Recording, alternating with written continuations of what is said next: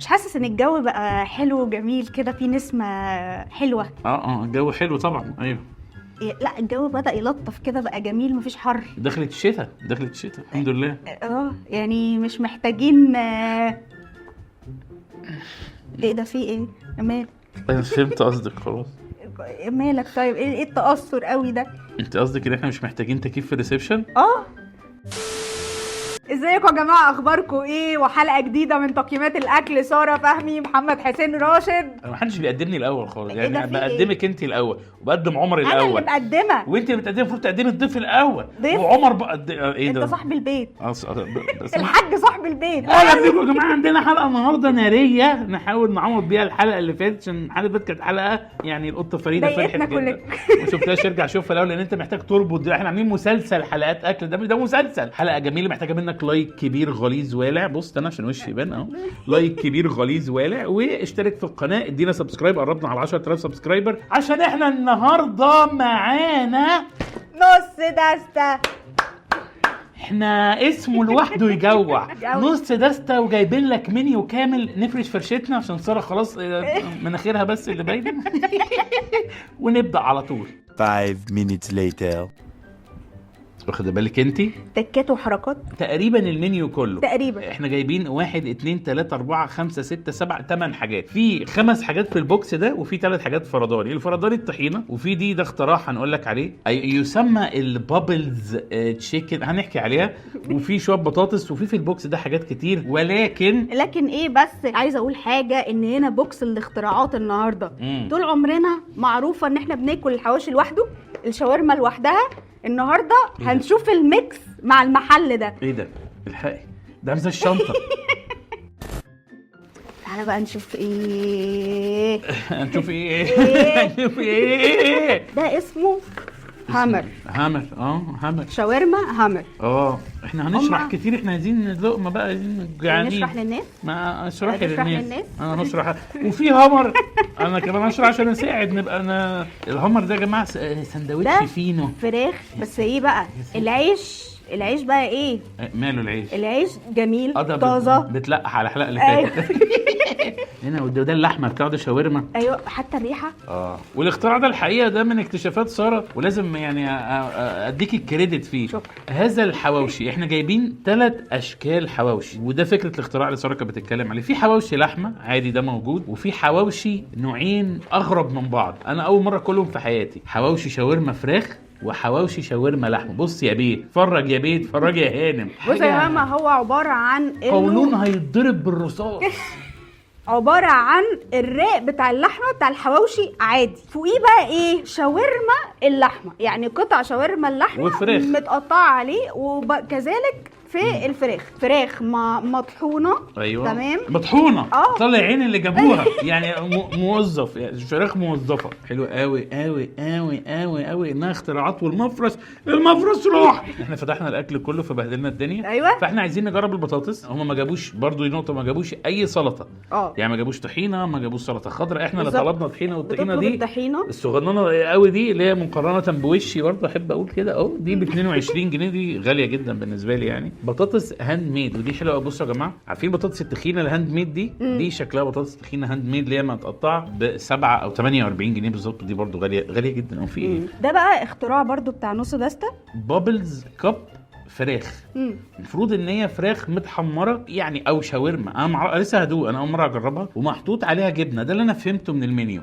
فاحنا محتاجين كفايه شرح، احنا نبدا ندوق ونسمي الله. وهندوق الابيتايزر الاول. يلا بينا. البطاطس والبابل. يلا بينا. سمي الله. اضرب بطاطس. شكلها هاند ميد وحلوه. بسم الله. طعمها لذيذه قوي. والتتبيله، انا اعشق تتبيله، يعني المحل اللي يتبل البطاطس حلو. انا عمري ما كنت بحب البطاطس دي، اللي هي بتحس انها متقطعه من بطاطسيه ما هيش معموله جاهزه. بس حلو قوي. ده تعويض عن الحلقه اللي فاتت 100%. دي بتاعتي انا الحمد لله. دي مكتوب عليها بقى ايه بقى؟ رجها واعرف طعمها. ايوه. فاستاذنك ربنا هو الستار. اتفضل. بهدلت واتلحوست، بس فهمت هم ليه عاملينها زي الايس كريم كده. يا اولاد اللعيبه، عشان الجبنه تبقى في كل البولز كده دي. ايوه يا مسهل اديها. طلع ايه؟ معجون فراخ ولا شاورما فراخ؟ هي شاورما فراخ وجواها جبنه. اوكي تعالي نجرب. وبراها جبنه جامده جدا. بس غاليه قوي يا ساره، احنا بنتكلم في بتاع 65 جنيه في 4-5 كور. لا يعني ما لا الواحد كان يجيب سندوتش احسن ولا ايه؟ لا لو بتتكلم على السعر ماشي اوفر، لكن على الطعم وعلى الاختراع لا حلو. طعمها لذيذ ما قلتش حاجه. اول الاختراعات بسم الله الرحمن الرحيم كده. اختراعات حلوه. الاختراعات حلوه وجديده. احنا معانا طحينه هنخليها أيوة. دايما معانا عشان نجرب نعمل ديبنج للسندوتشات. فنبدا بايه؟ تحبي نبدا بالحواوشي ولا نبدا بالشاورما الفراخ ولا اللحمه؟ هنبدا بالهامرز اللي هم الشاورما الفراخ واللحمه. ماشي يلا بينا. هامر شاورما فراخ. وساره طلعت وقطعت في العيش بتاع الحلقه اللي فاتت، قطع لنا ده يا استاذه نصين وربنا هو الستار. تسلم ايدك تسلم ايدك يا اخي. في بس خيارايه مخليه اشيلها لو سمحتي. اتفضل يا مسهل الحال يا رب. 1 2 يلا بينا. بسم الله بسم الله. بما ان انا عشاق الشاورما الفراخ ومش اي شاورما فراخ بتعجبني، فهي التتبيله المزازه اللي هي بتاعت ممكن يكون معصور عليها ليمون حاجه كده. هو ده اللي انا لسه كنت هقوله. الصوص بقى التوميه فظيعه منسجمه مع الشاورما الفراخ، مش متحساش ان هي منفصله. مش داخله دماغي قوي.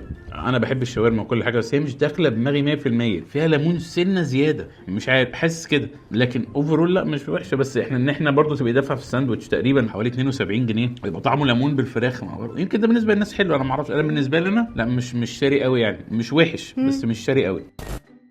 شاورما لحمه هامر وهذا هو المطلوب يا ساده. جربنا الفراخ وقشطه في اللذيذ. ايوه خش على اللحمه بقى. ربنا يستر. اقسم لنا هذا الطيب الجميل اللي مليان خضار. ايه الخضار ده؟ شاورما اللحمه الهامر ده سعره 75 جنيه وهو نفس حجمه بالظبط الفراخ. ممكن اشم الاول اشم.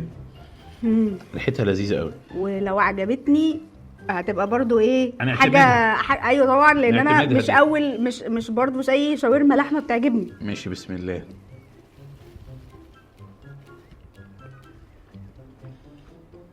حلوه قوي. مظبوطه. بقالي اسبوع ما اكلتش حاجه حلوه. حلوه جدا الشاورما اللحمه بتاعتها حلوه جدا. الطحينه بقى هندب في الطحينه. ايوه يلا بسم الله بالطحينه بقى. الطحينه مش قويه. الطحينه مش احسن حاجه من غيرها احلى كتير. بصراحه هم اصلا بصراحه التوليفه والخضار بصراحه غنيها عن الطحينه. قوي قوي قوي حلوه قوي يا جماعه. انا مبسوط. برافو نص دستة. لا حلوين قوي صراحه. انا بقالي كتير قوي ما اكلتش حاجه حلوه. بقالي شويه. دليفري عمال يجي وحش وحش وحش وحش. بق بقى ونخش على بعده. يلا نسينا البربت. مش مشكله حلاوته يا شيخه. انها الصودا المصريه يا سيدي. شجع المنتج المصري وتعال نكمل اكل. انا قدامي 3 حواوشي مش عارف ننقي ازاي بس انا عندي فكره. اغمض عيني واعمل كده ولا ايه رايك؟ والله اتفضل. بسم الله الرحمن الرحيم. ده ايه؟ ده الحواوشي تقريبا الساده.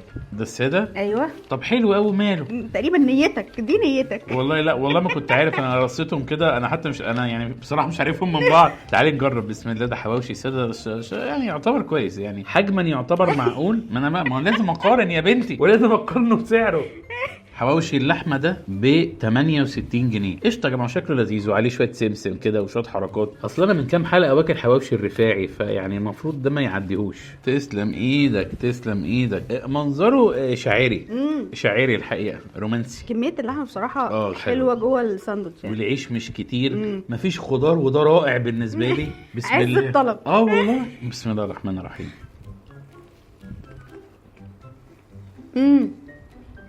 طعم اللحمه حلو. مش قوي لا. نجرب الدب بقى. ما هو ساره من غير ديبنج هو ده طعم حواوشي. مش قوي يعني الشاورما اللحمه كانت حلوه قوي. الفراخ كانت 70%. ده اوحش واحد لغايه دلوقتي مع ان ده المفروض التوب. ده اسمه حواوشي في الشاورما المصري بحواوشي. مسمين نفسهم فرحه من بعد جوع. دي شتيمه. فرحه من بعد جوع دي شتيمه. تعالي نجرب تاني. دب اتفضل. انا عايزه دب. اصلا الطحينه ما هياش مزاج قوي يعني. ماشي نجرب بسم الله. عدلت زنه يعني. والله انت ست طيبه. عدلت سيكه كده.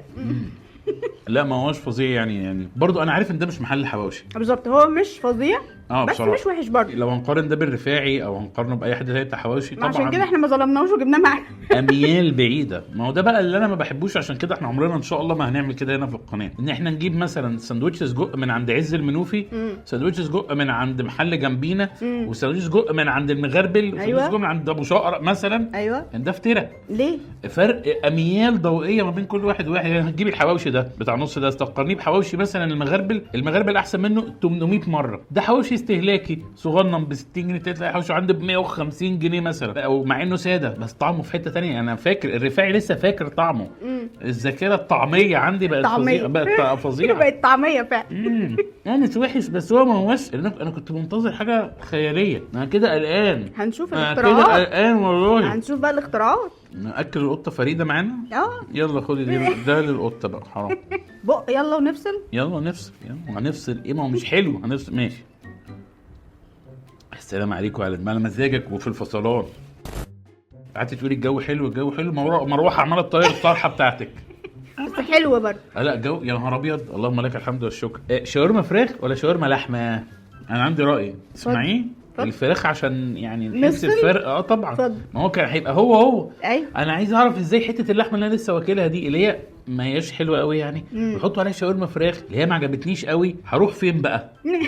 عايز اعرف. ماشي. حواوشي شاورما فراخ ب 100 جنيه وانا كنت فاهم غلط.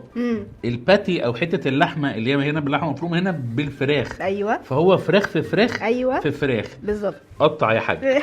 قطع بالعدل ومش لازم بالعدل قوي يعني. انا مش شايفه بصراحه هو ب 100 جنيه بس الحشو بتاعه كتير يا جماعه. بصوا. أيوة. كل ده حشو مش عارف هيبقى باين لان هو لونه زي لون العيش، لكن في حشو كتير سواء معجون الفراخ او الشاورما نفسها. هل هو معاه خضار؟ لا. انا عمري ما اكلت حواوشي مصنوع من فراخ. ايوه نجرب بسم الله. ده الاختراع. انا هنشوف بقى الاختراع ده نظامه ايه. بسم الله.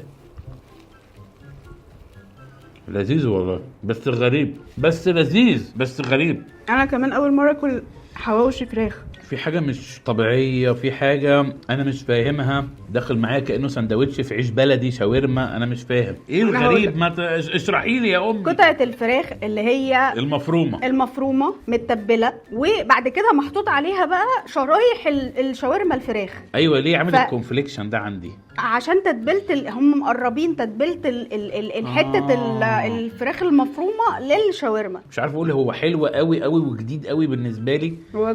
هو جديد لكن هل هو لذيذ قوي؟ لا. بس هل انا مش قادر ابطل اكل؟ لا برضه مش عارف ليه. هو مش وحش خالص. في شويه خضار اللي بيحب الخضار يعني بس غريب. اوفرول حلو بس طعمه فراخ يا ساره. ايوه يعني اللي عارف الفراخ نساير الفراخ حتت طعمها فراخ بجد مش معجون فراخ بالظبط. انا عن نفسي عاجبني. اختراع حلو. اقول كلمه حق. لغايه دلوقتي اعلى حاجه شاورما اللحمه والبطاطس. ده اللي مخلياني اللي هو يا خرابي انا عايز اطلب نص دسته اجيب رغيفين 3 كده فاهمه. فاحنا قدامنا دلوقتي حواوشي لحمه بشاورما لحمه بعد البق ده. يلا عشان دي المفروض ختامه مسك بقى. طب. بسم الله. يا عيني عليك وعلى نازل انسيابي كده في المعده. سلامتك يا حبيب سلامتك. هيبقى ختامه مسك ولا ايه؟ ان شاء الله بقى. يعني ده هو الراجل لحمجي. ايوه. فهو جايب لنا اهو نوري الناس. بص يا بيه. اهو حواوشي لحمه. قطعه حواوشي لحمه على تحتيها او فوقيها على حسب تمسك سندوتش منين. في شاورما لحمه مع بصل كتير معاها طماطم. أيوة. وساره تقسم لنا والشاورما اللحمه مش وحشه. يعني دقناها السندوتش ما كانش وحش. ريحته حلوه قوي. يا رب. شوف انت بتعرف تعمل ايه وانا بعرف اعمل ايه. بعرف اعمل الحاجتين. قطعت يا سيدي على الختام. انها الختاميه يا ساده. انه حواوشي اللحوم ومعاه شاورما لحوم. ان شاء الله خير يا رب. بسم الله الرحمن الرحيم. يلا بينا. اول حاجه قابلتني سلمت عليا البصل. طعمه قريب من شاورما اللحمه جدا. قريب من حواوشي اللحمه الساده. قريب جدا. ما هو ميكس بين الاثنين فعلا. لذيذ وجديد. احلى من الفراخ. حلو الاختراع. هرشحه اكتر. والله مش وحش خالص. بالعكس ده لذيذ. احلى من اللحمه العادي. تخيلي. أيوة. سعره 102 100 يعني هو زي عامل زي الفراخ بالظبط. الشاورما مع اللحمه الميكس حلو قوي. مليان بصل بس دي مشكلته الحقيقيه في الحياه. وخضار حلو. خلاص انا كده تمام. انا كده ايه بقى اغسل ايدي وبقي كده. ايوه ونجيلكوا بقى بالتقييمات. واجيلك تاني بقى كده، بس ناخد بق ولا ايه؟ ولا بطلتي خلاص؟ اخر بق. لا حول ولا قوه الا بالله. ايه الفال ده؟ قلت اخد بق كبير بقى لو ده اخر بق. 2 hours later. انه وقت التقييم الكامل للتجربه. ايه الفرحه دي؟ احنا اكلنا ابو شقره. ايه الفرحه دي؟ وقت التقييمات ماشي، بفرح بيها قوي. نص دستة تجربه حلوه مفيش كلام، تجربه مصريه نشجعها مفيش كلام، مصريه اصيله. مصريه اصيله. لكن في الاخر هو اكله طعمه حلو. اكله طعمه حلو، ولكن عنده شويه حاجات يعني اسعارها انا شايفها زياده عن اللزوم. عنده حاجات طعمها حلوه قوي وحاجات طعمها مش احسن حاجه. احنا تقريبا شبه جبنا المنيو كله يا جماعه. يعني هو كان ناقص ان احنا نجيب سندوتشات البطاطس ودي اللي ما جبناش. يعني هو ده اللي عنده. انت لو فتحت المنيو بتاع نص دستة، انا جبت لك كمان الريسيت معانا، هتلاقي المنيو بتاعه عباره عن شاورما وحواوشي. وبيعمل الشاورما مصري، يعني ما بيعملش في عيش اللي هو السوري او الصاج ده. أيوه. لا بيعمل في عيش فينو وحلو. احلى حاجه عنده انا شايف الشاورما والعيش الكايزر او البن. الاوردر ده لان انا طالب الطحينه، وبرضه قلت لك ده من ضمن العيوب من وجهه نظري، يعني في نقطه ان هو بيجيبش اي سلطات. هو جايب ماشي، جايب كفرز وجايب جلوفز وجايب مناديل وحاجات لطيفه جدا، لكن احنا دافعين 550 جنيه بالظبط. وهو ما خدش وقت كتير ان هو يجي الحقيقه، بس هو جنبينا جدا. ولكن التجربه اوفرول. اسمع منك الاول بقى. انا تجربتي اوفرول مش المحل مش وحش. الاختراعات والحاجات اللي هو بيعملها مش وحشه. اول مره ادوقها بصراحه. معرفش يعني، قولوا لنا في الكومنتات لو حد داق حواوشي على شاورما قبل كده في اي مكان. لكن انا بالنسبه لي انا ومحمد كان اول مره نسمعها يعني. صح. حواوشي الفراخ برضو كان بالنسبه لي جديد. زي ما محمد قال ان فعلا جبنا يعتبر جبنا المنيو كله. الطعم مش وحش. انا بالنسبه لي برضو الحواوشي مش وحش على حجمه. لا مش وحش. على العيش قطعه الحواوشي جوه الساندوتش. وان احنا جايين من كوك دور برضو دي تفرق. جايين من كوك دور. ده حاجه تانية خالص بقى. يعني ده حماده تاني خالص. لطه فريده في حاجات رفضتها مش عايز اقول يعني. كملي. ده حماده تاني خالص. حماده تاني فعلا. فيعني احنا صالحنا نفسينا بنص دستة النهارده. لا وهو حلو. وبرضو عايز اقول حاجه معلش بالنسبه للسعر. بحب دايما اتكلم عن السعر. انك تجيب تقريبا المنيو كله ب 550 جنيه ده جامد قوي. اللي احنا طلبناه ده كله، المنيو اللي انت سمعتها مننا دي او اللي احنا دقناها كلها النهارده، احنا دقنا، احنا ما كلناش في حاجات كتير ما خلصناهاش. ممكن 4 أو 5 افراد ياكلوا الكلام ده، فتتكلم كل واحد يدفع 100 جنيه، فده كويس، ده حلو. والحواوشي يتقسم 2 و4 وبتاع. بالظبط. احنا حاولنا ننقل لكم تجربه المحل كامله، ما نقولكوش ان احنا جبنا حاجات منه وهو عنده حاجات تانية ما دقناهاش. يا اخي بقت يوتيوبريه. حاولنا ننقل لكم التجربه. أيوة. يعني ده ايه؟ لا انا اوفرول راضي عن لا ندي تقييم بقى، ندي ارقام بقى. ارقام للحاجات للايتم ولا لاوفرول؟ للتجربه بشكل كامل. ولا عايزه تفسري قولي. تجربه نص دستة بشكل كامل. 1 2 3 7. 9 ليه يا ساره؟ لا ده في فلوس. في حاجه اتبعتت على الانستا باي دلوقتي. دي اراء. في حد بعت حاجه. وريني الانستا باي بتاعك. وريني الانستا باي بجد. يا خبر اسوح. انت ما بتحبش شاورما الفراخ؟ لا بحبها. لا ما بتحبهاش زي اللحمه. ايوه بحب اللحمه اكتر. تمام.